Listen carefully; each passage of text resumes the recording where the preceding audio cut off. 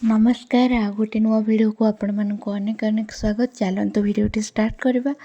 मो पनीर कोरमा भाई फास्ट 600 ग्राम पनीर नहीं पनीर उपर हल्दी लुण लंका सबको देकी मैरिनेट कर नौचे ताको साइड कर नेली 5 मिनिट तापर गोटे कड़ारे किसी तेल देली मैरिनेट करके रखि पनीर को दे दूची।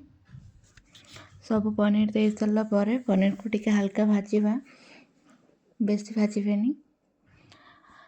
पनीर को टिके लौटे देली। सब पनीर आम हो आसला सबको बाहर कर नौची गोटे जगह को। सब पनीर को मुझे गोटे जगह को बाहर कर नेली।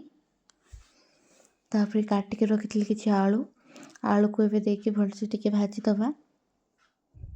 एबे आलू आमर हो गलानी गोटे जगह को बाहर कर नबा। एबे मु काटिक रखी कोबी सब कोबी के दे दूची भलसे टिके भाजी नेबी।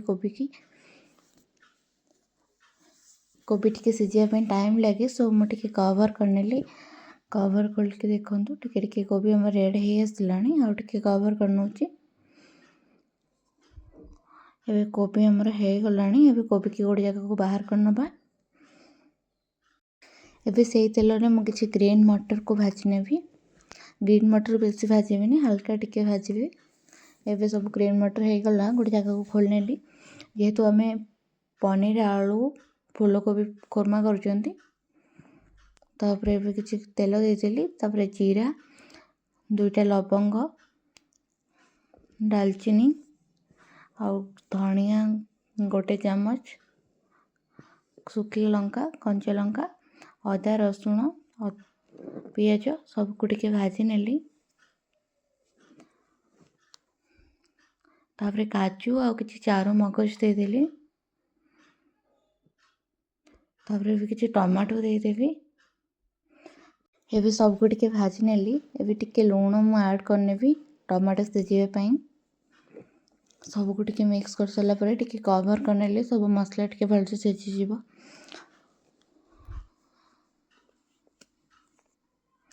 तापर एबे कवर मु खोलुची देखंतु मसला हमर हो आसला आ टिके भाजी नेली।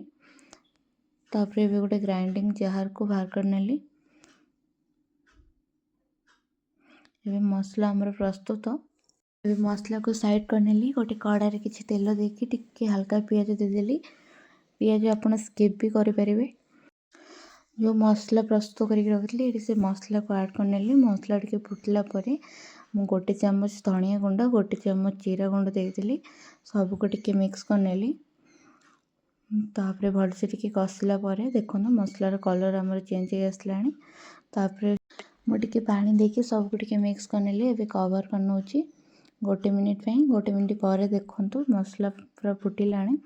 ए स्टेज रे भाजी रखिथिबा कोबी आलू ग्रीन मटर को मु ऐड करछि। सबको टिके भलसे मिक्स कर नेली। टिके समय कसिबा सो मु टिके एठी कवर कर नौची।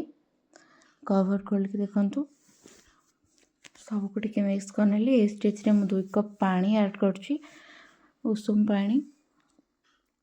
एबे मु पनीर मसला दे दोची। तापर कस्तूरी मेथी किछि देकी सबको टिके मिक्स कर नेली। टिके फुटला परे कवर कर नेली।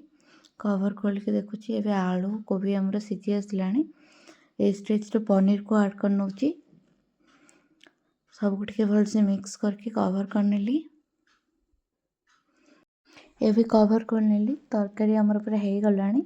एबे टिके धनिया पत्र देदेली। सबको टिके मिक्स कर नेली। जदि रेसिपीटी आपण मानको भल लागिता लाइक करिवे कमेंट करिवे सब्सक्राइब करिवे। Thank you.